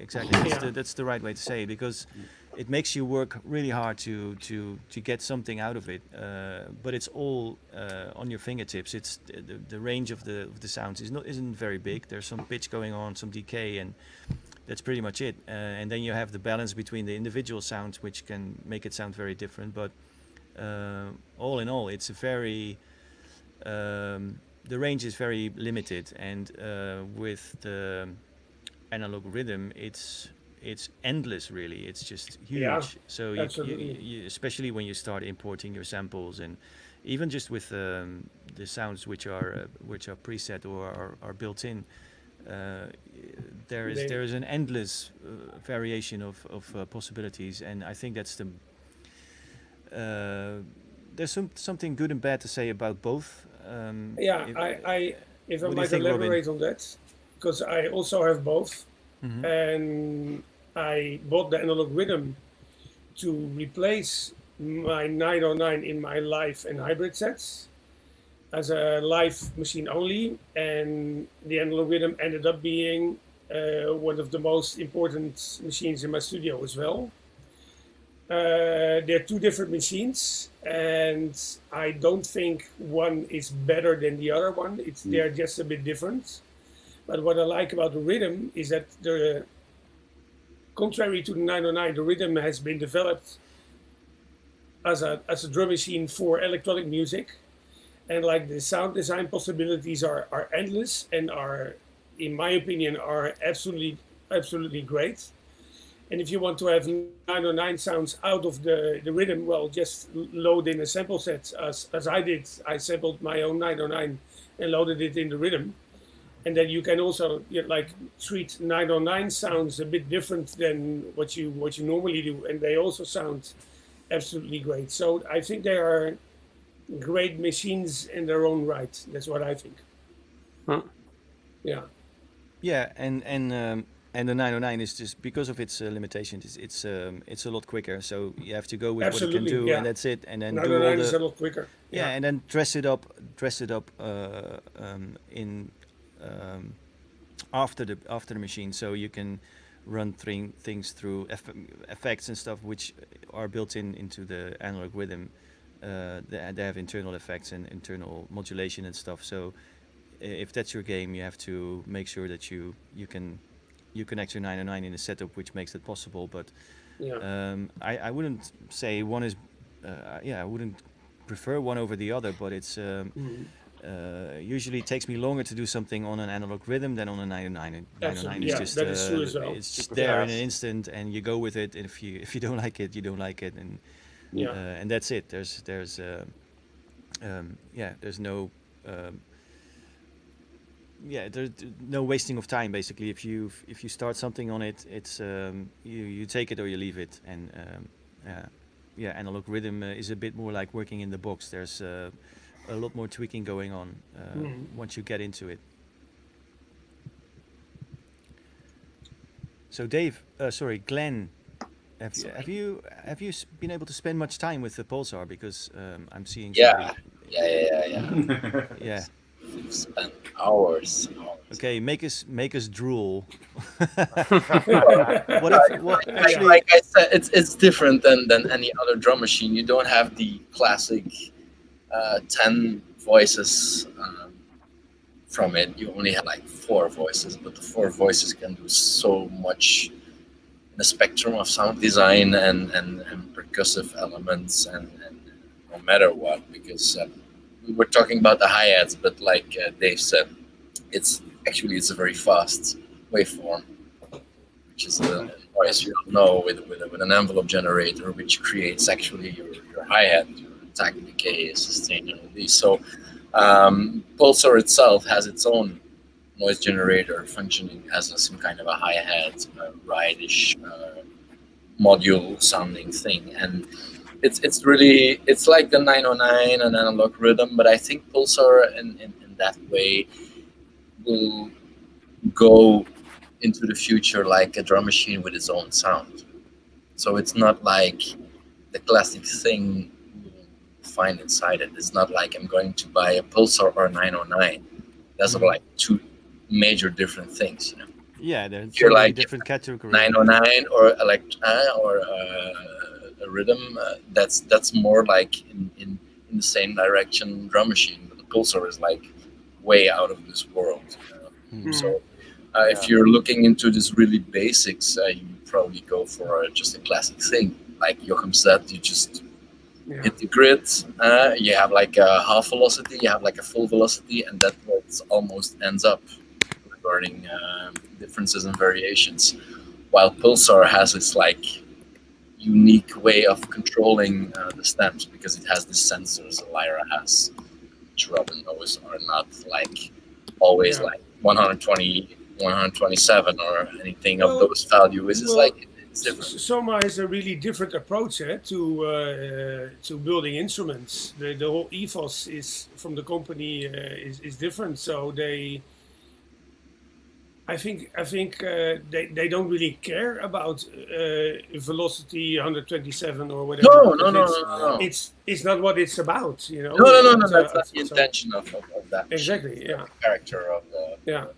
So Glenn, do you feel you're spending time on the Pulsar? Are you endlessly tweaking it, or can you also use it in a way that, for example, if you think of something and you tweak it and then you're happy after, I don't know, some well, it's always that or question. Is it one of these things you get lost in, or how does it work for you? I think you can get lost in a lot of gear these days. Of course. Yeah, true. Pulsar is definitely one of those instruments which you don't buy if you don't have any knowledge of basic CV gate, synthesizer, synthesis techniques. So it's like a really advanced drum computer. It has like 100 patch points on the device itself. So it's not like I have an envelope to control or I have a modulation which controls the volume. It's like you can do like crazy combinations. It's a little bit like voodoo patching. I was experimenting with the Pulsar with just iron wire, because you can have like different connections with one cable, you know. Yeah. You following me? So I can go like sure. Just like loop around the connection and go to another modulation, and then this machine, it goes very, very, very crazy, you know. So it's definitely worth checking if you have one, or there's a lot of videos out there. Guys are really interested in Pulsar. Sounds really interesting. Yeah, it's definitely one to check out, because it's not like any other thing. It's and Jochem was really happy you were bringing it. Yeah, everybody's happy. It was like, Pulsar. It's like one of those games where people will go into a fight for. But no, I think it has this really unique sounding. It's a different character, huh? Yeah, it's a different character. Even the bass drum, it's so direct. We were at Superboot last year, and we were experimenting just with the bass drum of the Pulsar. You had like a very, very, very tiny speaker set up there, because, you know, Superboot, everybody's like playing sounds to each other, and it's really, really chaos. And you can enter that hall, and it was a huge hall, and the only thing you heard was like the bass drum from the Pulsar, like kicking everything out. It was like, where where is it from? Ah, yeah, it's this Russian Polish company around the corner, which just like brought out their new drum computer. So it was like, yeah, it's really one of those attention seeking things out there at the moment. Yeah, I was happy you brought it just because, of course, I know the videos and all the hype around it, and it's insane. I would love to have one, but so far there hasn't one been in the studio. And although the videos give you an idea about the range and the dynamics of the machine, it's never the same as hearing one in your own studio on your own speakers, and it's absolutely mind blowing. Yeah, because the you range can is feel just it. crazy. You can feel the Yeah, range. yeah. You have to feel it. You cannot listen to it on YouTube. It's different. Yeah, it's like the Lyra. It's like the Lyra. And the really cool thing I like about the sonics of these Soma instruments is that they are the ranges are insane, but yet they have a very compact sound. They don't go into territory where it's like piercing your eardrums and in one minute and then inaudible in another minute. It still all remains very chunky and very audible. So they did a really good job on that, I think. The major thing Vlad achieved when developing Lyra, because we had Lyra 4, which was like a simplified version, which never made it to the big production actually. But what Vlad actually did, what no one else did so far, is like making a 8-voice G-tunable drone synth and keep it between the boundaries, you know. Yeah. You can feedback the Lyra, Robin will I know. But you can feedback the delays, and still when it's like feedbacking loop and you're like, oh, this is going entirely wrong, it still remains between that spectrum. So it takes away a little bit like the really high peaks, and it gives a little bit like the frequencies who are like really on the back of the spectrum of the mix. So it's really unique combination, and that's where the success of the Lyra is, like, just like blocking these territories. Is it a safe choice then? Yeah, it's a safe choice because you cannot blow up your speakers. No. So it's developed in that way that it will still sound unique in his sound range, even when it's like fully feedbacking, while other devices will be like uncontrollable. Yeah. And why is that? Is it because there's a limiter inside or something? Well, it's a combination because the two delays go into drive before going to the output, which is not like regular done. Normally we have like the inverse way. We usually give like some kind of a grind to a sound and then add effects to it, while the Lyra does the opposite way actually. And through the cross modulations of the groups, you can do like other things. You have to. Well, I guess they had to be designed like that because the whole philosophy of Soma is that all of the stuff they do are very much performance instruments. So if you would have a performance instrument which doesn't encourage you to experiment because you're afraid to lose the sound or to blow up your speakers, that's not that's not a very good quality of performance instruments. Should be something that you can just go wherever you want to go instantly and without worrying to deafen the audience or to pierce your ears or to blow up speakers and stuff. Yeah, and still in Eurorack we still have it's not in production anymore, but we had the Lyra 8 FX in module, which was like a really, really, really big module. It's heavy, you know. This is Russian build-up quality. It's like an Antonov airplane. You cannot crash it. This delay, everything like which black goes. box. Yeah, but everything, even if you're just generating his own feedback, it will sound like the Lyra, and you put things into it. So if you're just into the effects, go and find some of these on second-hand market because it's really a winner. Also in Eurorack, the only thing it doesn't have a stereo one. but cares about stereo in Eurorack. So yeah, it's a different brand. It's a very unique way of how they create their unique devices, and all devices they did so far had their really specific character, and that's what I like about it.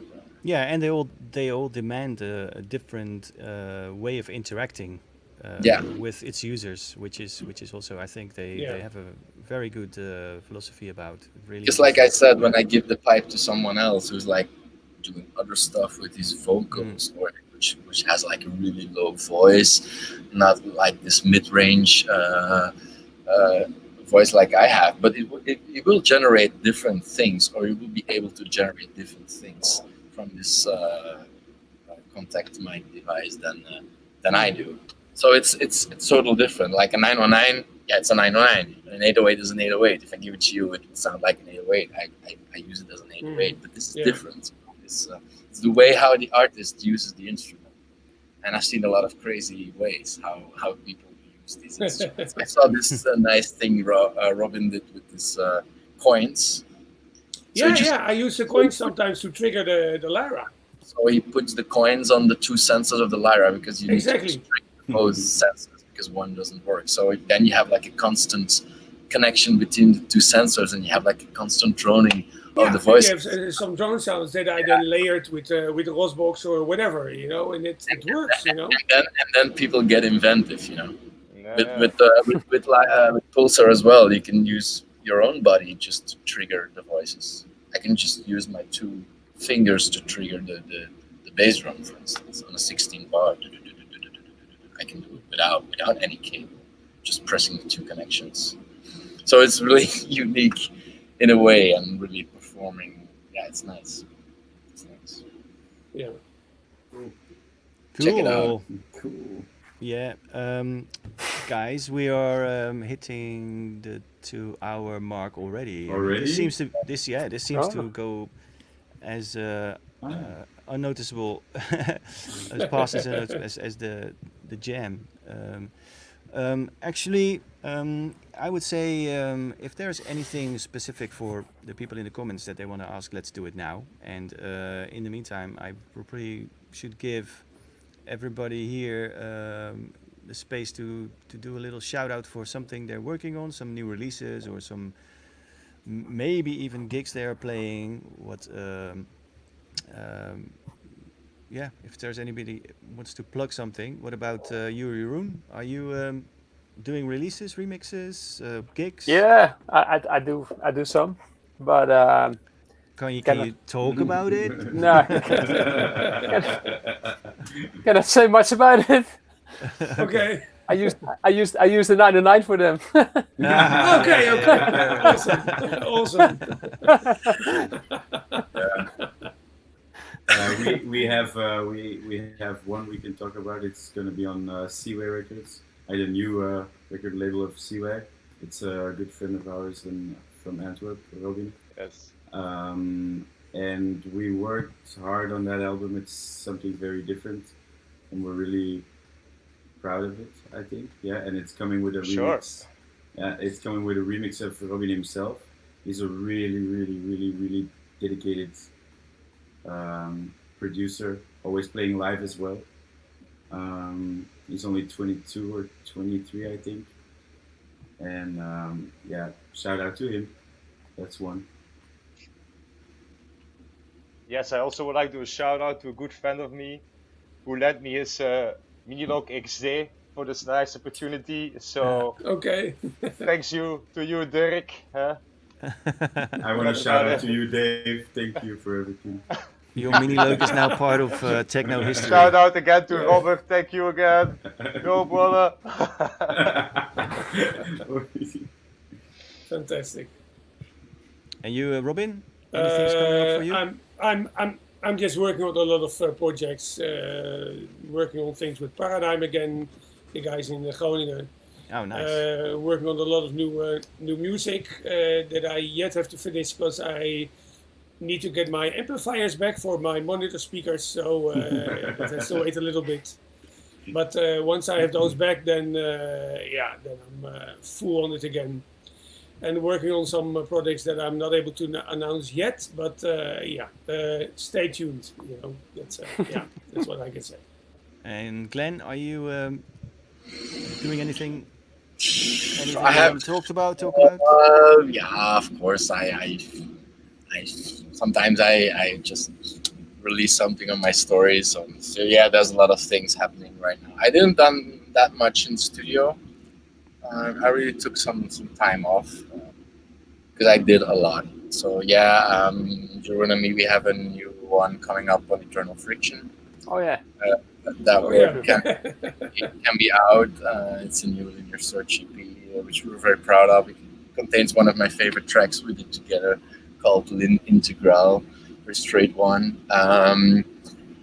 We have some other stuff coming, which we'll not announce. And yeah, for my other stuff, like I announced it already on my socials, I have a final Radical G album ready, with a lot of remixers and a lot of stuff going around, which I'm not going to mention. But I want to say thank you for the ones who did like already a magic job on a few tracks. And I'm looking forward to get the next ones. And if I all received the remixes, there will be teasers out there, and try to aim to release everything on vinyl exclusive end of this year, December. Okay, cool. That's already like some inside. So yeah, it's busy. It will be busy. Like, yeah, and I'm playing a show next week. I'm playing Paris. So yeah. Okay. So I'm really curious how this will be. I played only a few. Where is the bus leaving from? I don't know. We said anything about a bus. So. No, actually, I think I'm planning to go by car if they allow me, because I don't want to fly out. I think it's tricky. So yeah, I will probably drive to Paris, and let's see how the restrictions are, and try to keep things as safe as possible. It's with I Hate Models because it will be sweaty. So and it's an open air, so it will be. He's full of energy. Illness is playing, so we have like a lot of raw artists there. So it's just announced today, so it will be fun. Looking forward. Great to hear you, that. Speedy? I'm working on something which is going to be announced soon. Let's leave it at that. Yeah. I hear Sander laughing in the background. I saw, by the way, some shout outs to our mysterious Fritz. So thanks for the shout outs to the dancer. And he That's is our a legend. dancer. Fritz is a legend, absolutely. Yeah. Also on the vocoder. Okay, so yeah, the other thing I want to quickly mention is that we are moving to the Discord server after we finish this stream to talk more about this stuff with people who missed some answers to their questions. The Discord server link should be in the description, and you are all invited. Okay. So maybe see you there. And yeah, it was good, guys. Really nice to talk to you after the actual jam and live stream. It's great to hook up again and talk about it and to hang out. So thanks for being here. Thank you, Rose, for the nice comment. Thanks. Bye. Yeah, and someone and one of our supporters is mentioning Patreon, so check that out too. Join the Patreon. Yes, please. Yeah. Thanks a Bye, lot, guys. Thank you. Right. Hope to see you soon. Bye-bye. Bye. Ciao, ciao. Ciao. Good job.